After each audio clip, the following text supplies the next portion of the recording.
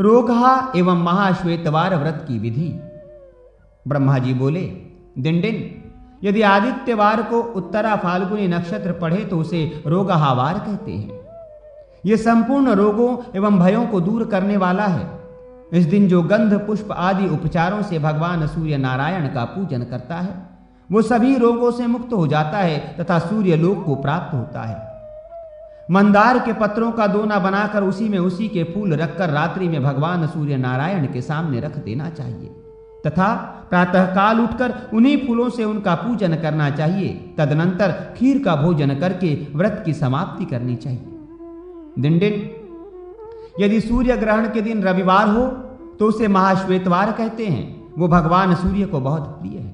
उस दिन उपवास करके पवित्रता के साथ गंध पुष्पादि उपचारों से भक्ति पूर्वक सूर्य नारायण का पूजन करके महाश्वेता मंत्र का जप करें। तदनंतर महाश्वेता की पूजा करके सूर्य नारायण की पूजा करने का विधान है। महाश्वेता की स्थापना करके गंध पुष्प आदि से उनका पूजन करें तथा उन्हीं के सम्मुख पर एक वेदी पर सूर्य नारायण की स्थापना कर उनकी पूजा आदि करें। तत्पश्चात स्नान करके धृत सहित तिलों का हवन करें।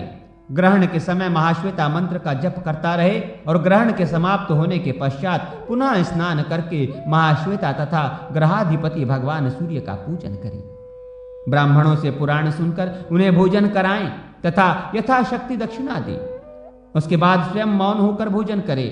इस दिन किए हुए स्नान, दान, जप, होम आदि कर्म अत्यंत फल देते हैं। दिनदिन, संपूर्ण पापों और भयों को दूर करने वाले सूर्य नारायण के इस 12 वारों का मैंने जो वर्णन किया है उसे जो मनुष्य पढ़ता है अथवा सुनता है वो भगवान सूर्य का प्रिय हो जाता है। और जो इन व्रतों को नियम पूर्वक करता है वो धर्म, अर्थ, काम और चंद्रमा के समान कांति, सूर्य के समान प्रभा, इंद्र के समान पराक्रम तथा स्थायी लक्ष्मी को प्राप्त करता है। तदनंतर अंत में वो शिवलोक को चला जाता है। सूर्य देव की पूजा में विविध उपचार और फल आदि निवेदन करने का महात्म्य। ब्रह्मा जी बोले, दिनदिन, जो प्राणी भगवान सूर्य नारायण के निमित्त सभी धर्म कार्य करते हैं उनके कुल में रोगी और दरिद्र उत्पन्न नहीं होते। जो व्यक्ति भगवान सूर्य के मंदिर में भक्तिपूर्वक गोबर से लेपन करता है वो तत्क्षण सभी पापों से मुक्त हो जाता है। श्वेत रक्त अथवा पीली मिट्टी से जो मंदिर में लेप करता है वो मनोवांछित फल प्राप्त करता है। जो व्यक्ति उपवास पूर्वक अनेक प्रकार के सुगंधित फूलों से सूर्य नारायण का पूजन करता है वो समस्त अभिष्ट फलों को प्राप्त करता है। धृत या तिल तैल से मंदिर में दीपक प्रज्वलित करने वाला सूर्य लोक को तथा सूर्य नारायण के प्रीत्यर्थ चौराहे, तीर्थ, देवालयों में दीपक प्रज्वलित करने वाला ओजस्वी रूप को प्राप्त करता है। भक्ति भाव से समन्वित होकर जिस मनुष्य के द्वारा सूर्य के लिए दीपक जलवाया जाता है वो अपनी अभिष्ट कामनाओं को प्राप्त कर देवलोक को प्राप्त करता है। जो चंदन, अगरू, कुमकुम, कपूर तथा कस्तूरी आदि मिलाकर तैयार किए गए उपटन से सूर्य नारायण के शरीर का लेपन करता है वो करोड़ों वर्ष तक स्वर्ग में विहार कर पुनः पृथ्वी पर सभी इच्छाओं से संतृप्त रहता है और समस्त लोगों का पूज्य बनकर चक्रवर्ती राजा होता है। चंदन और जल से मिश्रित पुष्पों के द्वारा सूर्य को अर्घ प्रदान करने पर पुत्र, पौत्र, पत्नी सहित स्वर्गलोक में पूज्य होता है। सुगंधित पदार्थ तथा पुष्पों से युक्त जल के द्वारा सूर्य को अर्घ देकर मनुष्य देवलोक में बहुत समय तक रहकर पुनः पृथ्वी पर राजा होता है। स्वर्ण से युक्त जल तथा लाल वर्ण के जल से अर्घ देने पर करोड़ों वर्ष तक स्वर्गलोक में पूजित होता है। कमल पुष्पों से सूर्य की पूजा करके मनुष्य स्वर्ग को प्राप्त करता है। श्रद्धा भक्ति पूर्वक सूर्य नारायण को गुग्गुल तथा धृत मिश्रित धूप देने से तत्काल ही सभी पापों से मुक्ति मिल जाती है। जो मनुष्य पूर्वाहन में भक्ति और श्रद्धा से सूर्य देव का पूजन करता है उसे सैकड़ों कपिला गोदान करने का फल मिलता है। मध्याह्न काल में जो जितेंद्रिय होकर उनकी पूजा करता है उसे भूमि दान और 100 गोदान का फल प्राप्त होता है। सायंकाल की संध्या में जो मनुष्य पवित्र होकर श्वेत वस्त्र तथा उष्णिश पगड़ी धारण करके भगवान भास्कर की पूजा करता है उसे 1000 गौओं के दान का फल प्राप्त होता है। जो मनुष्य अर्धरात्रि में भक्ति पूर्वक भगवान सूर्य की पूजा करता है उसे जाति स्मरता प्राप्त होती है और उसके कुल में धार्मिक व्यक्ति उत्पन्न होते हैं। प्रदोष वेला में जो मनुष्य भगवान सूर्य देव की पूजा करता है वो स्वर्गलोक में अक्षय काल तक आनंद का उपभोग करता है। प्रभात काल में भक्ति पूर्वक सूर्य की पूजा करने पर देवलोक की प्राप्ति होती है। इस प्रकार सभी वेलाओं में अथवा जिस किसी भी समय में जो मनुष्य भक्ति पूर्वक मंदार पुष्पों से भगवान सूर्य की पूजा करता है वो तेज में भगवान सूर्य के समान होकर सूर्यलोक में पूज्य बन जाता है। जो व्यक्ति दोनों अयन संक्रांतियों में भगवान सूर्य की भक्ति पूर्वक पूजा करता है वो ब्रह्म के लोक को प्राप्त करता है और वहां देवताओं द्वारा पूजित होता है। ग्रहण आदि अवसरों पर पूजन करने वाला चिंतित नहीं होता। जो निद्रा से उठने पर सूर्य देव को प्रणाम करता है उसे प्रसन्न होकर भगवान अभिलषित गति प्रदान करते हैं। उदय काल में सूर्य देव को मात्र एक दिन यदि धृत से स्नान करा दिया जाए तो 1,00,000 गोदान का फल प्राप्त होता है। गाय के दूध द्वारा स्नान कराने से पुंडरिक यज्ञ का फल मिलता है। इक्षुरस से स्नान कराने पर अश्वमेघ यज्ञ के फल का लाभ होता है। भगवान सूर्य के लिए पहली बार ब्याही हुई सपुष्ट गौ तथा शस्य प्रदान करने वाली पृथ्वी का जो दान करता है वो अचल लक्ष्मी को प्राप्त कर पुनः सूर्य लोक को चला जाता है। और गौ के शरीर में जितने रोए होते हैं उतने ही करोड़ वर्ष तक वो सूर्य लोक में पूजित होता है। जो मनुष्य भगवान सूर्य के निमित्त भेरी, शंख, वेणु आदि वाद्य दान करते हैं वे सूर्य लोक को जाते हैं। जो मनुष्य भक्ति भाव से सूर्य नारायण की पूजा करके उन्हें छत्र, ध्वजा, पताका, वितान, चामर तथा सुवर्ण दंड आदि समर्पित करता है वो दिव्य छोटी छोटी किंकणियों से युक्त सुंदर विमान के द्वारा सूर्य लोक में जाकर आनंदित होता है और चिरकाल तक वहां रहकर पुनः मनुष्य जन्म ग्रहण कर सभी राजाओं के द्वारा अभिवंदित राजा होता है। जो मनुष्य विविध सुगंधित पुष्पों तथा पत्रों से सूर्य की अर्चना करता है और विविध स्रोतों से सूर्य का संस्तवन गान आदि करता है वो उन्हीं के लोक को प्राप्त होता है। जो पाठक और चारणगण सदा प्रातः काल सूर्य संबंधी ऋचाओं एवं विभिन्न स्रोतों का उपगान करते हैं वे सभी स्वर्गगामी होते हैं। जो मनुष्य अश्वों से युक्त सुवर्ण, रजत तथा मणि जटित सुंदर रथ अथवा दारुमय रथ सूर्य नारायण को समर्पित करता है वो सूर्य के वर्ण के समान कंकिणी जाल माला से समन्वित विमान में बैठकर सूर्य लोक की यात्रा करता है। जो लोग वर्ष भर या 6 मास नित्य इनकी रथ यात्रा करते हैं वे उस परम गति को प्राप्त करते हैं जिसे ध्यानी, योगी तथा सूर्य भक्ति के अनुगामी श्रेष्ठ जन प्राप्त करते हैं। जो मनुष्य भक्ति भाव समन्वित होकर भगवान सूर्य के रथ को खींचते हैं वे बार बार जन्म लेने पर भी निरोग तथा दरिद्रता से रहित होते हैं। जो मनुष्य भास्कर देव की रथ यात्रा करते हैं वे सूर्य लोक को प्राप्त कर यथाभिलषित सुख का आनंद प्राप्त करते हैं। परंतु जो मोह अथवा क्रोधवश रथ यात्रा में बाधा उत्पन्न करते हैं उन्हें पाप कर्म करने वाले मंदेह नामक राक्षस ही समझना चाहिए। सूर्य भगवान के लिए धन धान्य, हिरण्य अथवा विविध प्रकार के वस्त्रों का दान करने वाले परम गति को प्राप्त होते हैं। गौ, भैंस अथवा हाथी या सुंदर घोड़ों का दान करने वाले लोग अक्षय अभिलाषाओं को पूर्ण करने वाले अश्वमेघ यज्ञ के फल को प्राप्त करते हैं और उन्हें उस दान से 10,000 गुना पुण्य लाभ होता है।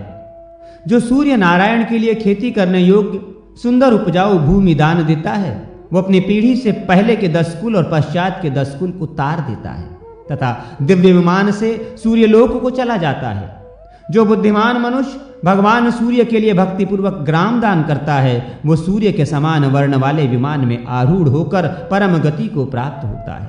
भक्ति पूर्वक जो लोग फल पुष्प आदि से परिपूर्ण उद्यान का दान सूर्य नारायण के लिए देते हैं वे परम गति को प्राप्त होते हैं।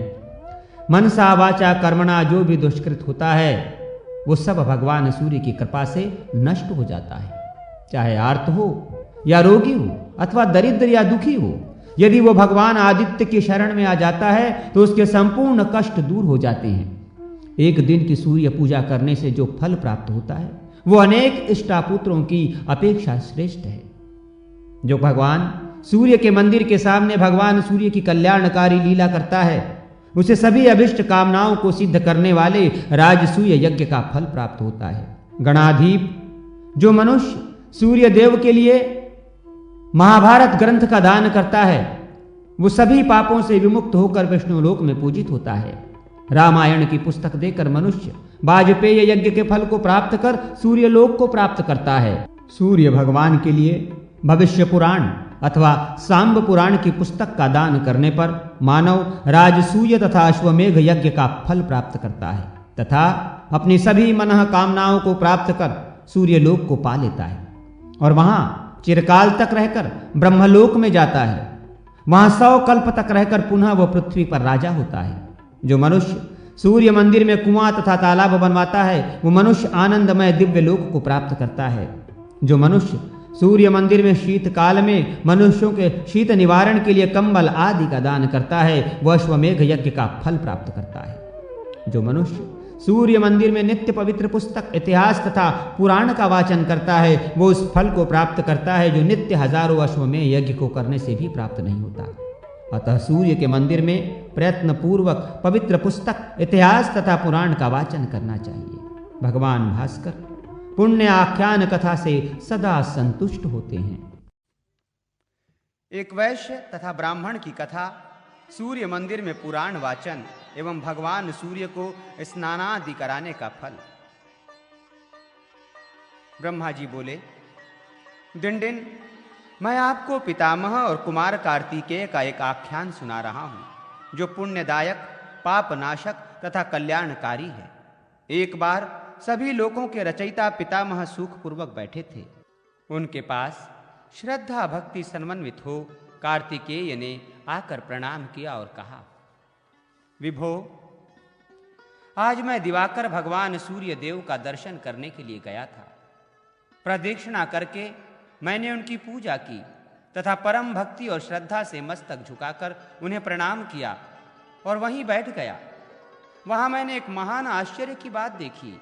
स्वर्ण जटित छोटी छोटी घंटियों से युक्त श्रेष्ठ वैदुयार्दी मणियों एवं मुक्ताओं से सुशोभित विचित्र विमान से आ रहे एक पुरुष को देखकर भगवान दिवाकर सहसा आसन से उठ खड़े हुए। उन्होंने सामने आए हुए उस पुरुष को अपने दाहिने हाथ से पकड़कर अपने सामने बैठाया और उसके सिर को सूंघा तथा उसका पूजन किया। तदनंतर समीप में बैठे हुए उस पुरुष से भगवान सूर्य ने कहा, हे भद्र, आपका स्वागत है। आपका हम पर बड़ा प्रेम है। आपने बहुत आनंद किया। जब तक महाप्रलय नहीं होता तब तक आप मेरे समीप हैं। उसके पश्चात उस स्थान को जाएं जहां ब्रह्मा स्वयं स्थित हैं। इसी बीच भगवान सूर्य के सामने एक श्रेष्ठ विमान पर आसीन दूसरा पुरुष आया। उसका भी सूर्य भगवान ने उसी प्रकार आदर किया और उसे भी विनम्र भाव से वहीं बैठाया। देव शार्दुल, भगवान सूर्य के द्वारा की गई उन दोनों की पूजा देखकर मेरे मन में बड़ा कौतूहल उत्पन्न हो गया। अतः मैंने भगवान भास्कर से पूछा, देव, पहले जो ये मनुष्य आपके पास आया है और जिसे आपने अधिक संतुष्ट किया है, इसने कौन सा ऐसा पुण्य कर्म किया है जो इसकी आपने स्वयं ही पूजा की है? इस विषय को लेकर मेरे हृदय में विशेष रूप से कौतूहल उत्पन्न हो रहा है। उसी प्रकार से आपने दूसरे मनुष्य की भी पूजा की है। ये दोनों सब प्रकार से पुण्य कर्म करने वाले उत्तम जन्मों में भी श्रेष्ठ मनुष्य हैं। आप तो सदा ब्रह्मा, विष्णु तथा शिव आदि देवताओं के द्वारा भी अर्चित पूजित होते हैं। फिर आपके द्वारा ये दोनों किस कारण पूजित हुए? देवेश, मुझे आप इसका रहस्य बताएं। भगवान सूर्य ने कहा, महामते, आपने इनके कर्म के विषय में बहुत अच्छी बात पूछी है। जिस कारण से ये मेरे पास आए हैं उसे आप श्रवण करें। पृथ्वी तल पर अयोध्या नाम की एक प्रसिद्ध नगरी है जो मेरे अंश से उत्पन्न राजाओं द्वारा अभिरक्षित है। उस अयोध्या नामक नगरी में धनपाल नाम का एक श्रेष्ठ वैश्य रहता था। उस पुरी में उसने एक दिव्य सूर्य मंदिर बनवाया और बहुत से श्रेष्ठ ब्राह्मणों को बुलाकर उनकी पूजा की। इतिहास पुराण के वाचकों की विशेष रूप से पूजा की और उनसे पुराण श्रवण कराने की प्रार्थना की तथा कहा, द्विज श्रेष्ठ, इन मंदिरों में ये चारों वर्णों का समूह पुराण श्रवण करने का इच्छुक है। अतः आप पुराण श्रवण कराएं जिससे भगवान सूर्य मेरे लिए 7 जन्म तक वर देने वाले हों। आप 1 वर्ष तक मेरी दी हुई वृत्ति को ग्रहण करें। उन्होंने वैश्य धनपाल के आग्रह को स्वीकार कर लिया, परंतु 6 मास में ही वैश्य धनपाल काल धर्म को प्राप्त हो गया। हे कुमार, वही ये वैश्य है। मैंने इसी को लाने के लिए विमान भेजा था। पुण्य आख्यान को कहने या सुनने से जो फल एवं तुष्टि प्राप्त होती है, ये उसी का फल है। गंध पुष्पादि उपचारों से पूजन करने पर मेरे हृदय में वैसी प्रसन्नता उत्पन्न नहीं होती जैसी पुराण सुनने से होती है। मार, गौ, सुवर्ण तथा स्वर्ण जटित वस्त्रों, ग्रामों तथा नगरों का दान देने से मुझे इतनी प्रसन्नता नहीं होती जितनी प्रसन्नता इतिहास पुराण सुनने सुनाने से होती है। मुझे अनेक खाद्य पदार्थों द्वारा किए गए श्राद्धों से वैसी प्रसन्नता नहीं होती जैसी पुराण वाचन से होती है। सूरश्रेष्ठ, इससे अधिक और क्या कहूं? इस रहस्य युक्त पवित्र आख्यान के वाचन के बिना मुझे अन्य कुछ भी प्रिय नहीं है। नरोत्तम, ये जो दूसरा ब्राह्मण यहां आया है, यह भी उसी श्रेष्ठ अयोध्या नगरी में उत्तम कुल का ब्राह्मण था। एक बार यह परम श्रद्धा भक्ति से समन्वित होकर धर्म की उत्तम कथा को सुनने के लिए गया था। वहां पर उसने भक्ति पूर्वक उत्तम पवित्र आख्यान को सुनकर उन महात्मा वाचक की प्रदक्षिणा की। तत्पश्चात यह ब्राह्मण उस परम तेजस्वी वाचक को दक्षिणा में 1 मासा स्वर्ण दान देकर परम आनंदित हुआ। यही इसका पुण्य है। जो ये मेरे द्वारा सम्मानित हुआ है, यह उसी पुण्य कर्म का परिणाम है।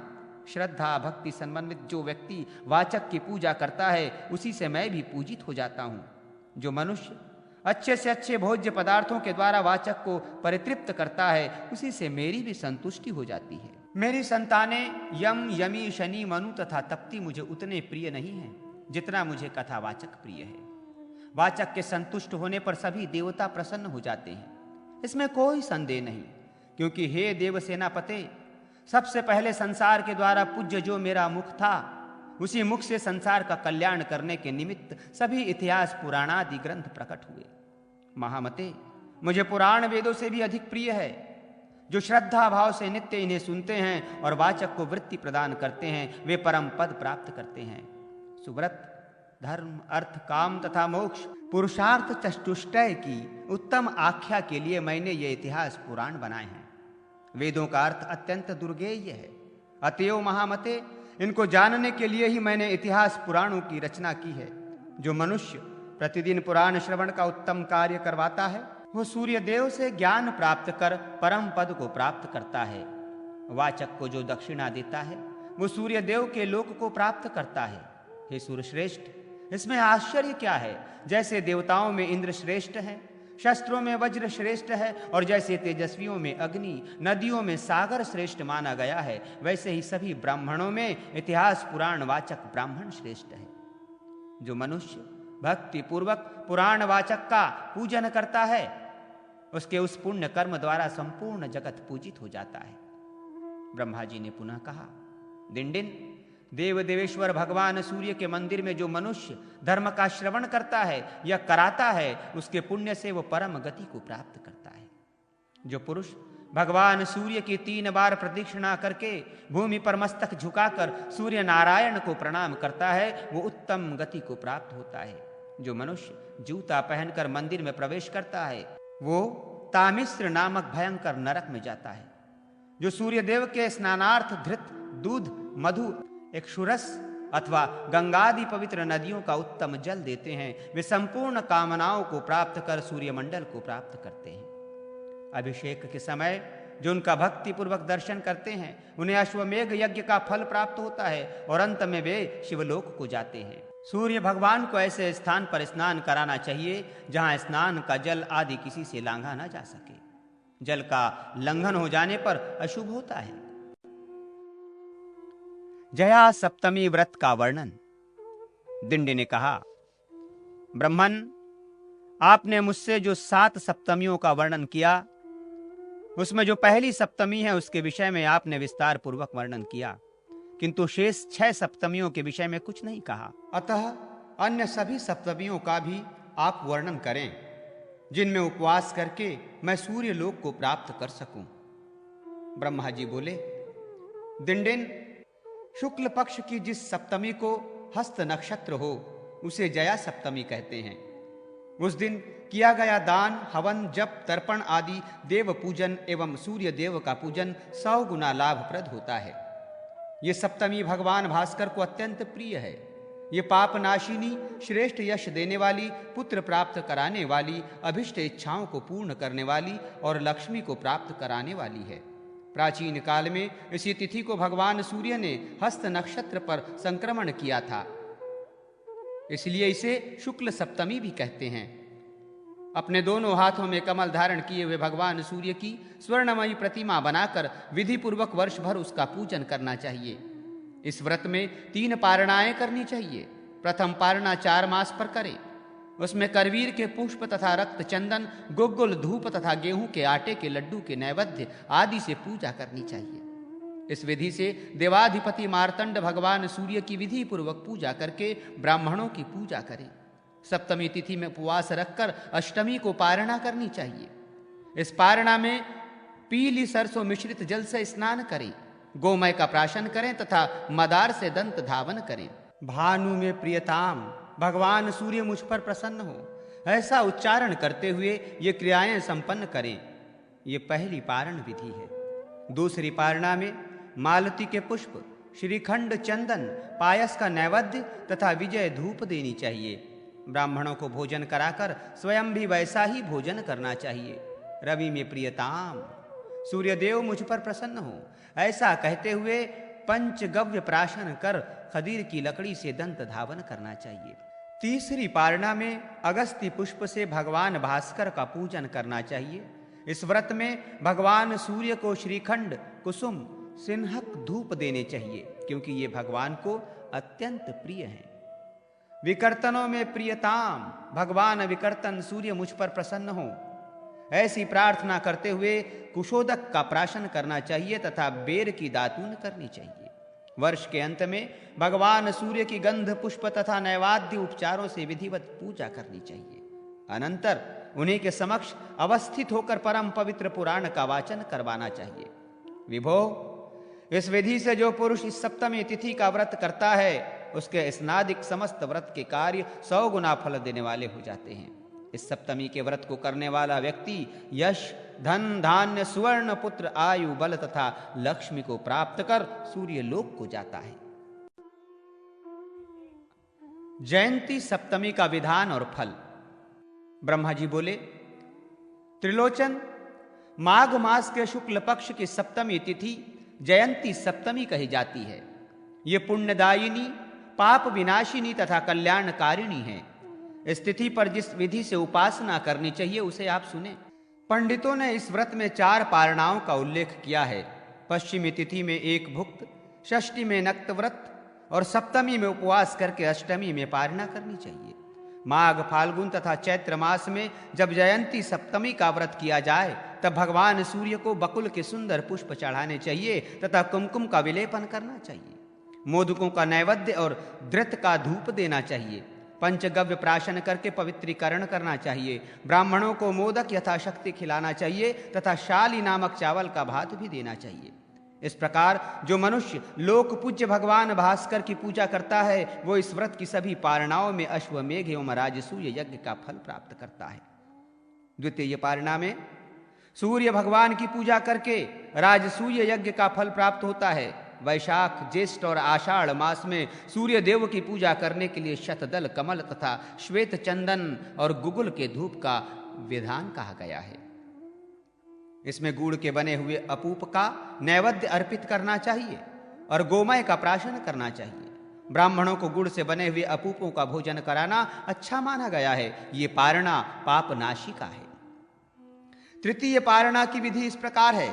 श्रावण, भाद्रपद और आश्विन मास में रक्त चंदन, मालती के पुष्प और विजय नामक धूप का पूजन में प्रयोग करना चाहिए। धृत में बनाए गए अपूपों का नैवेद्य निवेदित करना चाहिए। ब्राह्मणों को भोजन भी उसी धृत के अपूपों से कराने का विधान है। शरीर को परम पवित्र करने वाले कुशोदक का पान करना चाहिए। यह तृतीय पारणा पापों का नाश करने वाली कही गई है। अब चौथी पारणा बता रहा हूं, इसे सुने। कार्तिक, मार्गशीर्ष तथा पौष मास में सूर्य पूजन की पारणा करने से अनंत पुण्य फल प्राप्त होते हैं। इस पारणा में कनेर के लाल पुष्प, रक्त चंदन देने चाहिए। अमृत नाम का धूप, पायस का श्रेष्ठ नैवेद्य निवेदित करना चाहिए। श्वेत गाय के मट्ठे का प्राशन करने का विधान है। चारों पारणाओं में क्रमशः चित्रभानु प्रियताम, भानु प्रियताम, आदित्य प्रियताम और भास्कर प्रियताम ऐसा उच्चारण करना चाहिए। इस विधि से जो मनुष्य विभावसु भगवान सूर्य नारायण की पूजा करता है वो परम पद को प्राप्त होता है।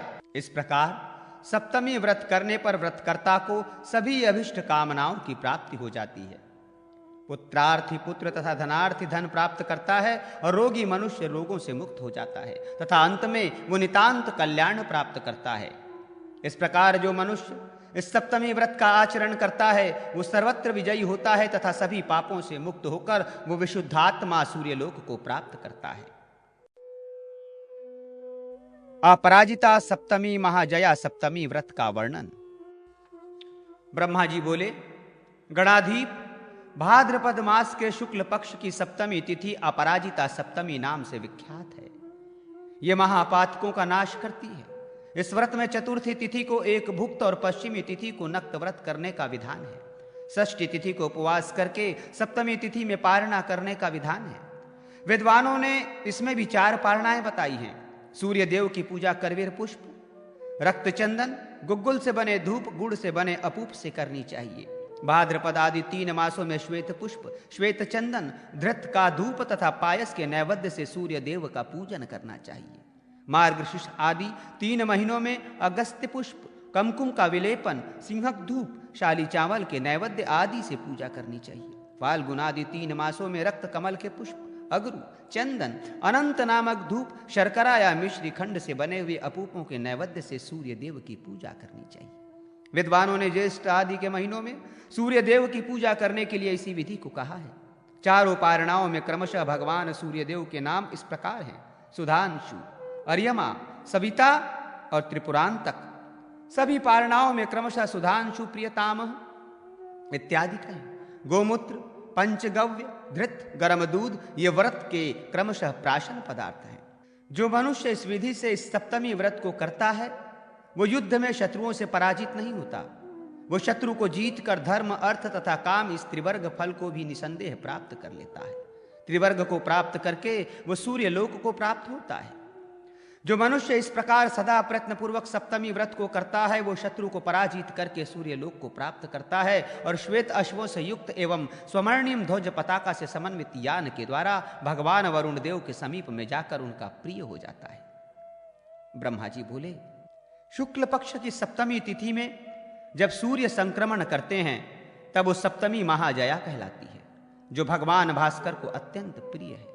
इस अवसर पर किए गए स्नान, दान, जप, होम और पितृदेव पूजन ये सब कार्य कोटि गुना फल देते हैं, ऐसा भगवान भास्कर ने स्वयं कहा है। नंदा सप्तमी तथा भद्रा सप्तमी व्रत का विधान। ब्रह्मा जी बोले, हे वीर, मार्गशीर्ष मास में शुक्ल पक्ष की जो सप्तमी होती है वो नंदा कहलाती है। वो सभी को आनंदित करने वाली तथा कल्याणकारिणी है। इस व्रत में पंचमी तिथि को एक भुक्त और षष्ठी तिथि में नक्त व्रत कर मनीषी लोग सप्तमी तिथि को उपवास बतलाते हैं। इस व्रत में विद्वानों ने 3 पारणाओं के करने का उपदेश किया है।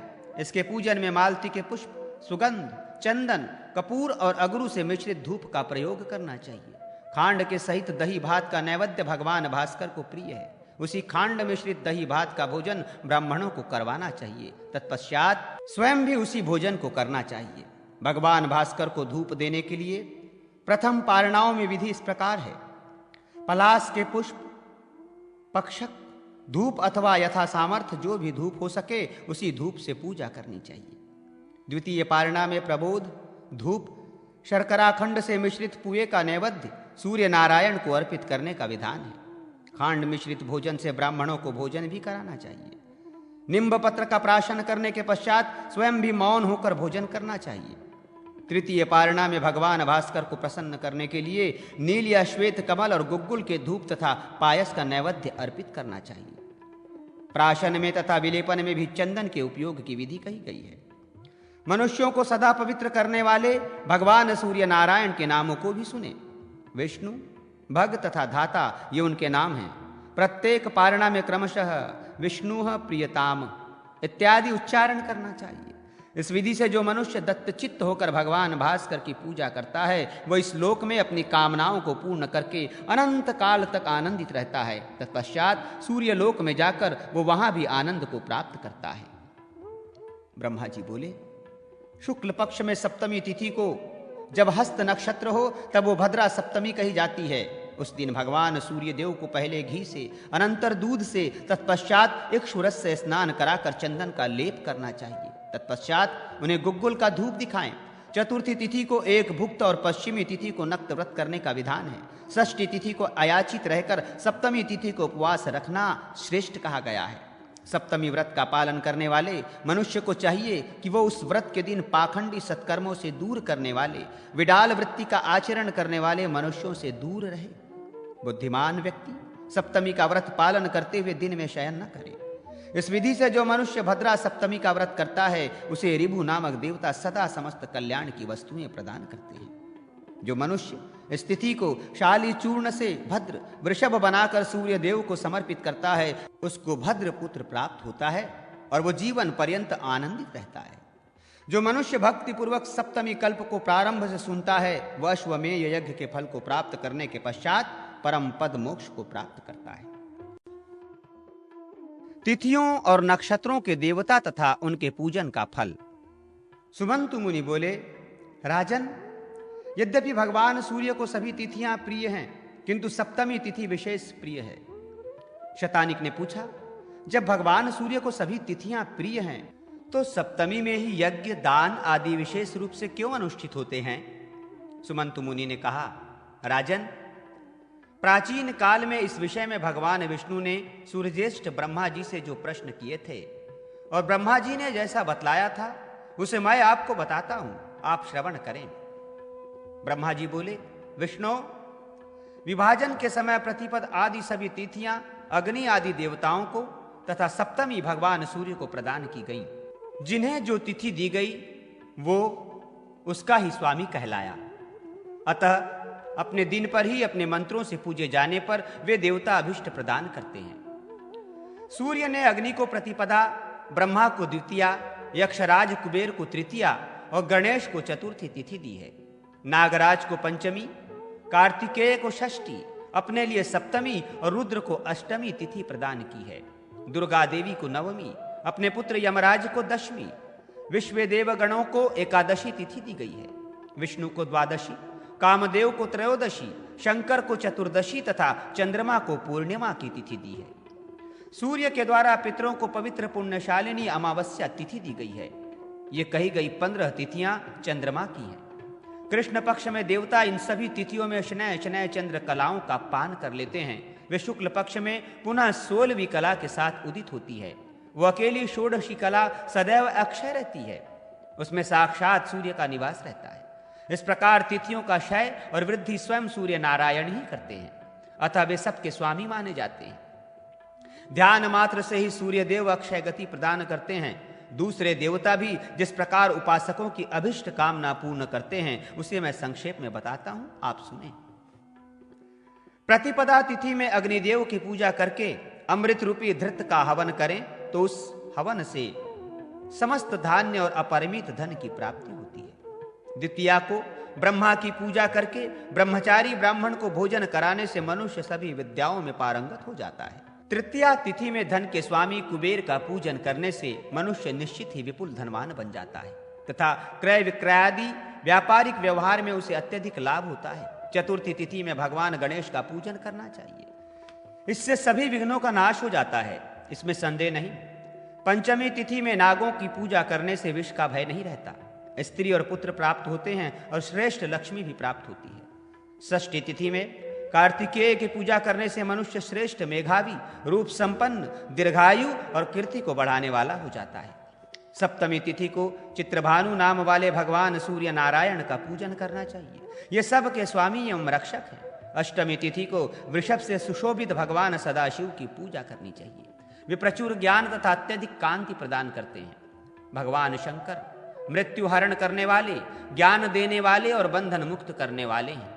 नवमी तिथि में दुर्गा की पूजा करके मनुष्य इच्छा पूर्वक संसार सागर को पार कर लेता है तथा संग्राम और लोक व्यवहार में वो सदा विजय प्राप्त करता है। दशमी तिथि को यम की पूजा करनी चाहिए, वे निश्चित ही सभी रोगों को नष्ट करने वाले और नरक तथा मृत्यु से मानव का उद्धार करने वाले हैं। एकादशी तिथि को विश्व देवों की भली प्रकार से पूजा करनी चाहिए, वे भक्तों को संतान, धन धान्य और पृथ्वी प्रदान करते हैं। द्वादशी तिथि को भगवान विष्णु की पूजा करके मनुष्य सदा विजयी होकर समस्त लोक में वैसे ही पूज्य हो जाता है जैसे किरणमाली भगवान सूर्य पूज्य हैं। त्रयोदशी में कामदेव की पूजा करने से मनुष्य उत्तम रूपवान हो जाता है और मनोवांछित रूपवती भार्या प्राप्त करता है तथा उसकी सभी कामनाएं पूर्ण हो जाती है। चतुर्दशी तिथि में भगवान देव देवेश्वर सदाशिव की पूजा करके मनुष्य समस्त ऐश्वर्यों से सम्मानित हो जाता है तथा बहुत से पुत्रों एवं प्रभूत धन से संपन्न हो जाता है। पौर्णमासी तिथि में जो भक्तिमान मनुष्य चंद्रमा की पूजा करता है उसका संपूर्ण संसार पर अपना आधिपत्य हो जाता है और वो कभी नष्ट नहीं होता। दिन अपने दिन में अर्थात अमावस्या में पितृगण पूजित होने पर सदैव प्रसन्न होकर प्रजा वृद्धि, धन रक्षा, आयु तथा बल शक्ति प्रदान करते हैं। उपवास के बिना भी ये पितृगण उक्त फल को देने वाले होते हैं। अतः मानव को चाहिए कि पितरों को भक्तिपूर्वक पूजा के द्वारा सदा प्रसन्न रखे। मूल मंत्र, नाम संकीर्तन और अंश मंत्रों से कमल के मध्य में स्थित तिथियों के स्वामी देवताओं की विविध उपचारों से भक्तिपूर्वक यथाविधि पूजा करनी चाहिए तथा जप होमादि कार्य संपन्न करने चाहिए। इसके प्रभाव से मानव इस लोक में और परलोक में सदा सुखी रहता है, उन देवों के लोकों को प्राप्त करता है और मनुष्य उस देवता के अनुरूप हो जाता है। उसके सारे अरिष्ट नष्ट हो जाते हैं तथा वो उत्तम रूपवान धार्मिक शत्रुओं का नाश करने वाला राजा होता है। इस प्रकार सभी नक्षत्र देवता जो नक्षत्रों में ही व्यवस्थित हैं वे पूजित होने पर समस्त अभिष्ट कामनाओं को प्रदान करते हैं। अब मैं उनके विषय में बताता हूं। अश्विनी नक्षत्र में अश्विनी कुमारों की पूजा करने से मनुष्य दीर्घायु एवं व्याधि मुक्त होता है। भरणी नक्षत्र में कृष्ण वर्ण के सुंदर पुष्पों तथा शुभ्र कर्पूरादि गंध से पूजित यमदेव अपमृत्यु से मुक्त कर देते हैं। कृत्तिका नक्षत्र में रक्त पुष्पों से बनी हुई माल्यादि और होम के द्वारा पूजा करने से अग्निदेव निश्चित ही यथेष्ट फल देते हैं। रोहिणी नक्षत्र में प्रजापति मुझ ब्रह्मा की पूजा करने से मैं उसकी अभिलाषा पूर्ण कर देता हूँ। मृगशिरा नक्षत्र में पूजित होने पर उसके स्वामी चंद्रदेव उसे ज्ञान और आरोग्य प्रदान करते हैं। आद्रा नक्षत्र में शिव के अर्चन से विजय प्राप्त होती है। सुंदर कमल आदि पुष्पों से पूजे गए भगवान शिव सदा कल्याण करते हैं। पुनर्वसु नक्षत्र में अदिति की पूजा करनी चाहिए। पूजा से संतृप्त होकर वे माता के सदृश रक्षा करती है। पुष्य नक्षत्र में उसके स्वामी बृहस्पति अपने पूजा से प्रसन्न होकर प्रचुर सद्बुद्धि प्रदान करते हैं। आश्लेषा नक्षत्र में नागों की पूजा करने से नागदेव निर्भय कर देते हैं, काटते नहीं। मघा नक्षत्र में हव्य कव्य के द्वारा पूजे गए सभी पितृगण धन धान्य भृत्य पुत्र तथा पशु प्रदान करते हैं। पूर्वा फाल्गुनी नक्षत्र में पूषा की पूजा करने पर विजय प्राप्त हो जाती है और उत्तरा फाल्गुनी नक्षत्र में भग नामक सूर्य देव की पुष्पादि से पूजा करने पर वे विजय कन्या को अभिषिक्त पति और पुरुष को अभिष्ट पत्नी प्रदान करते हैं तथा उन्हें रूप एवं द्रव्य संपदा से संपन्न कर देते हैं। हस्त नक्षत्र में भगवान सूर्य गंध पुष्पादि से पूजित होने पर सभी प्रकार की धन संपत्तियां प्रदान करते हैं। चित्रा नक्षत्र में पूजे गए भगवान त्वष्टा शत्रु रहित राज्य प्रदान करते हैं। स्वाति नक्षत्र में वायुदेव पूजित होने पर संतुष्ट हो परम शक्ति प्रदान करते हैं। विशाखा नक्षत्र में लाल पुष्पों से इंद्राग्नि का पूजन करने से मनुष्य इस लोक में धन धान्य प्राप्त कर सदा तेजस्वी रहता है। अनुराधा नक्षत्र में लाल पुष्पों से भगवान मित्रदेव की भक्ति पूर्वक विधिवत पूजा करने से लक्ष्मी की प्राप्ति होती है और वो इस लोक में चिरकाल तक जीवित रहता है। ज्येष्ठा नक्षत्र में देवराज इंद्र की पूजा करने से मनुष्य पुष्टि प्राप्त करता है तथा गुणों में, धन में एवं कर्म में सबसे श्रेष्ठ हो जाता है। मूल नक्षत्र में सभी देवताओं और पितरों की भक्ति पूर्वक पूजा करने से मानव स्वर्ग में अचल रूप से निवास करता है और पूर्वोक्त फलों को प्राप्त करता है। पूर्वाषाढ़ा नक्षत्र में अपदेवता जल की पूजा और हवन करके मनुष्य शारीरिक और मानसिक संतापों से मुक्त हो जाता है।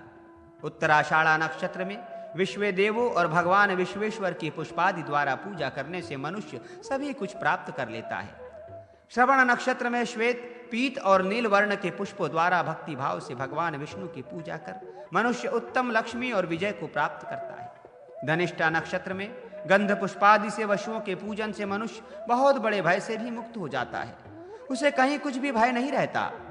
शतभिषा नक्षत्र में इंद्र की पूजा करने से मनुष्य व्याधियों से मुक्त हो जाता है और आतुर व्यक्ति पुष्टि, स्वास्थ्य और ऐश्वर्य को प्राप्त करता है। पूर्वा भाद्रपद नक्षत्र में शुद्ध स्फटिक मणि के समान कांतिमान अजन्मा प्रभु की पूजा करने से उत्तम भक्ति और विजय प्राप्त होती है।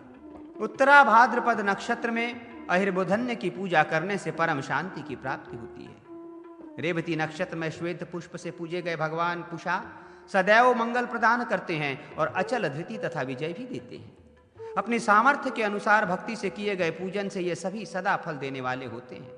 यात्रा करने की इच्छा हो अथवा किसी कार्य को प्रारंभ करने की इच्छा हो तो नक्षत्र देवता की पूजा आदि करके ही वो सब कार्य करना उचित है। इस प्रकार करने पर यात्रा में तथा क्रिया में सफलता होती है, ऐसा स्वयं भगवान सूर्य ने कहा है। ब्रह्मा जी ने कहा, मधुसूदन, आप भक्ति पूर्वक सूर्य की आराधना करें, क्योंकि भगवान सूर्य की नित्य पूजा, नमस्कार, सेवा व्रत, उपवास, हवन आदि तथा विविध प्रकार से ब्राह्मणों को तृप्त करने से मनुष्य पाप रहित होकर सूर्य लोक को प्राप्त करता है। सूर्य पूजा का महात्म्य। ब्रह्मा जी बोले, मधुसूदन, जो मनुष्य भक्ति पूर्वक सूर्य देव का मंदिर बनवाता है वो अपनी 7 पीढ़ियों को दिव्य सूर्य लोक प्राप्त करा देता है। सूर्य देव के मंदिर में जितने वर्ष पर्यंत भगवान सूर्य की पूजा होती है उतने 1000 वर्षों तक वो सूर्य लोक में आनंद प्राप्त करता है। जिसके घर में अर्घ, पुष्प, चंदन, नैवेद्य आदि के द्वारा भगवान सूर्य की विधि पूर्वक आराधना होती है, वो चाहे सकाम हो या निष्काम, वो सूर्य की साम्यता प्राप्त कर लेता है। भगवान सूर्य में अपने मन को लगाकर जो व्यक्ति अत्यंत सुगंधित मनोहारी पुष्प, विजय तथा अमृतादि नामक धूप, अत्यधिक सुगंधित कर्पूरादि के विलेपन का लेप, दीपदान, नैवेद्य आदि उपहार भगवान सूर्य नारायण को प्रतिदिन अर्पण करता है, वो अपनी अभिष्ट इच्छा प्राप्त कर लेता है। यज्ञाधिपति भगवान भास्कर यज्ञों से भी प्रसन्न होते हैं, किंतु धनवान तथा लोक संचयी मनुष्य ही बहुत से संसाधनों और नाना प्रकार के समारंभों से युक्त एवं विस्तृत अश्वमेघ तथा राजसूयादि यज्ञ संपन्न कर पाते हैं। इसलिए यदि मनुष्य भगवान सूर्य की भक्ति भाव से दुर्वांकुरों से भी पूजा करते हैं तो सूर्यदेव उन्हें इन सभी यज्ञों के करने से प्राप्त होने वाले अति दुर्लभ फल को प्राप्त करा देते हैं। सूर्यदेव को अर्पित करके योग्य पुष्प, भोज्य पदार्थ, नैवेद्य, धूप, गंध और शरीर में लगाने वाले अनुलेप्य पदार्थ, भूषण और लाल वस्त्र, जो भी उपहार तथा भक्ष फल हैं, वो सब सूर्यदेव के अनुरूप होना चाहिए। उन आदिदेव यज्ञ पुरुष की आप यथाशक्ति आराधना करें। भगवान सूर्य के मंदिर में जो चित्रभानु भगवान दिवाकर को तीर्थ के पवित्र जल, गंध, मधु, धृत और दूध से स्नान कराता है, वो स्वर्गलोक के समान मधुर दूध दही से संपन्न हो जाता है अथवा शाश्वत शांति को प्राप्त कर लेता है। अनेक विदेह वंशीय जनक नाम से प्रख्यात राजा और है वंशीय नृपति गण भगवान सूर्य की आराधना से अमरत्व को प्राप्त हो गए हैं। इसलिए आप भी विधि पूर्वक उपासना से भगवान भास्कर को संतुष्ट करें। इससे प्रसन्न हुए भगवान सूर्य शांति प्रदान करते हैं। विष्णु ने पूछा, ब्रह्मन, भगवान सूर्य उपवास से कैसे संतुष्ट होते हैं? उपवास करने वाले भक्त के द्वारा इनकी आराधना किस प्रकार की जाए, इसे आप बताएं।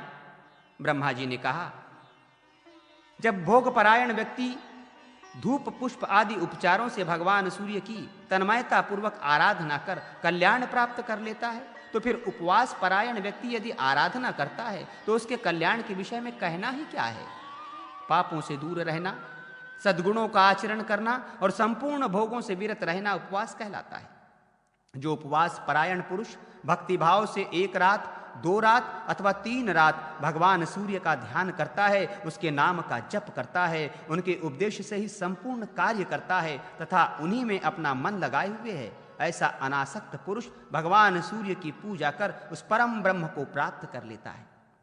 जो मनुष्य किसी कामनावश अपने मन को भगवान सूर्य में लगाकर ध्यान पूर्वक उनकी उपासना करता है, वो ऋषध्वज भगवान सूर्य के प्रसन्न होने पर उस उद्देश्य को प्राप्त कर लेता है। विष्णु ने पूछा, विभो, ब्राह्मण, क्षत्रिय, वैश्य, शूद्र तथा स्त्री आदि सभी सांसारिक पंख में फंसे हुए हैं, उन्हें सुगति कैसे प्राप्त होगी? ब्रह्मा जी ने कहा, मनुष्य निष्कपट भाव से तिमिरहर भगवान भास्कर की आराधना करके सद्गति प्राप्त कर सकता है।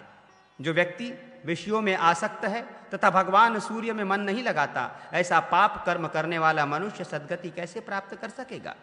संसार के दुख में पीड़ित व्यक्ति सद्गति प्राप्त करना चाहता है तो उस लोक पूज्य सर्वेश्वर भगवान ग्रहाधिपति सूर्य की पुष्प, सुगंधित धूप, अगरू, चंदन, वस्त्र, आभूषण तथा भक्ष्य नैवेद्यादि उपचारों से उपवास परायण होकर आराधना करें। यदि संसार से विरक्त होकर सद्गति प्राप्त करने की अभिलाषा हो तो काल के स्वामी सूर्य देव की आराधना करें। यदि उनकी आराधना के लिए पुष्प नहीं है तो शुभ वृक्षों के कोमल पल्लवों एवं दुर्वांकुरों से भी पूजा की जा सकती है। अपने सामर्थ्य के अनुसार पुष्प, पत्र, जल तथा धूप से भक्ति भाव पूर्वक भगवान भास्कर की पूजा कर वो अतुलनीय संतुष्टि प्राप्त कर सकता है। सूर्य देव के लिए विधिवत एक बार भी किया गया प्रणाम 10 अश्वमेघ यज्ञ के बराबर होता है। 10 अश्वमेघ यज्ञ को करने वाला मनुष्य बार बार जन्म लेता है, किंतु सूर्य देव को प्रणाम करने वाला पुनः संसार में जन्म नहीं लेता। इस प्रकार भक्तिपूर्वक जिसके द्वारा विधि विधान से भगवान सूर्य की उपासना की जाती है वह उत्तम गति प्राप्त करता है। उन्हीं की आराधना करके मैंने संसार पूज्य इस ब्रह्मत्व को प्राप्त किया है। आपने भी पहले उन्हीं सूर्य देव से अपनी अभिष्ट इच्छाओं को प्राप्त किया। भगवान शंकर भी उन्हीं की आराधना से ब्रह्म हत्या से मुक्त हुए। भगवान दिवाकर की आराधना से किन्हीं मनुष्यों ने देवत्व, किन्हीं ने गंधर्वत्व और किन्हीं ने विद्याधरत्व प्राप्त किया है। लेख नामक इंद्र ने 100 यज्ञों द्वारा इन्हीं भगवान सूर्य की आराधना करके इंद्रत्व प्राप्त किया। इसलिए भगवान सूर्य के अतिरिक्त अन्य कोई देव पूजनीय नहीं है। ब्रह्मचारी को अन्य देवों की अपेक्षा अपने श्रेष्ठ गुरु भगवान भास्कर की ही आराधना करनी चाहिए, क्योंकि वे यज्ञ पुरुष विवस्वान भगवान सूर्य सर्वदा पूज्य हैं। स्त्रियों के लिए पति के अतिरिक्त विभावसु भगवान सूर्य देव ही पूज्य हैं। गृहस्थ पति के लिए भी गोपति अंशुमान ही पूजने योग्य हैं। वैश्यों को भी तमोनाशक सूर्य देव की पूजा करनी चाहिए। सन्यासियों के लिए भी सदैव विभावसु ही ध्यान करने योग्य हैं। इस प्रकार सभी वर्णों तथा सभी आश्रमों के लिए चित्रभानु भगवान सूर्य नारायण ही उपास्य हैं। उनकी आराधना से सद्गति प्राप्त हो जाती है। त्रिवर्ग सप्तमी की महिमा। ब्रह्मा जी बोले, विष्णु, जिन जिन कामनाओं को लेकर अथवा निष्काम होकर भगवान सूर्य नारायण के उपास व्रतों को करके व्यक्ति मनोवांछित फल प्राप्त करता है, अब आप उन उपवास व्रतों के विषय में सुने। जो व्यक्ति फाल्गुन मास के शुक्ला सप्तमी तिथि को भक्ति पूर्वक बार बार हेली नामक भगवान सूर्य का जप एवं पूजन करता है वो सूर्य लोक को प्राप्त होता है। देव पूजन में पवित्र होकर 108 बार जप करना चाहिए। स्नान करते हुए प्रस्थान काल में उठते बैठते अर्थात सभी समय भगवान सूर्य का नामोच्चारण करना चाहिए। उपवास करने वाले व्यक्ति को पाखंडी, पतित और अन्यायी लोगों से बातचीत नहीं करनी चाहिए। श्रद्धा पूर्वक सूर्य देव के प्रति मन एकाग्र करके उनकी पूजा करते हुए इस श्लोक का पाठ करना चाहिए। हे परमहंस स्वरूप भगवान सूर्य, आप दयालु हैं, गतिहीनों को सद्गति प्रदान करने वाले हैं। संसार सागर में निमग्न लोगों के लिए आप रक्षक बने। इस प्रकार एकाग्र चित्त होकर उपवास करते हुए भगवान सूर्य नारायण का पूजन करना चाहिए। पूर्वाह्न काल में स्नान कर सूर्य देव का पूजन करें। तत्पश्चात हंस हंस इस श्लोक का जप करें और भगवान सूर्य के चरणों में 3 बार जलधारा अर्पित करें। इसी प्रकार चैत्र, वैशाख और ज्येष्ठ मास में भी भगवान सूर्य देव का पूजन करते हुए मनुष्य मृत्युलोक में ही श्रेष्ठ गति को प्राप्त कर लेता है और अंत में सूर्य लोक को प्राप्त करता है। आषाढ़, श्रावण, भाद्रपद और आश्विन मास में भी इसी विधि से उपवास रखकर सूर्य भगवान का मार्तंड नाम से सम्यक पूजन और जप करना चाहिए। गोमूत्र के प्राशन से पवित्र मनुष्य धनवान होकर कुबेर लोक को प्राप्त करता है। संसार के स्वामी अव्यय आत्मस्वरूप भगवान सूर्य नारायण की आराधना एवं अंतकाल में भगवान सूर्य का स्मरण करने से सूर्य लोक की प्राप्ति होती है। कार्तिक आदि 4 महीने में दूध का प्राशन करना चाहिए। इन महीनों में भास्कर नाम से भगवान सूर्य का पूजन तथा जप करना चाहिए। ऐसा करने पर व्यक्ति भगवान सूर्य के लोक को प्राप्त होता है। प्रत्येक मास में ब्राह्मणों को यथाभिलषित दान देना चाहिए।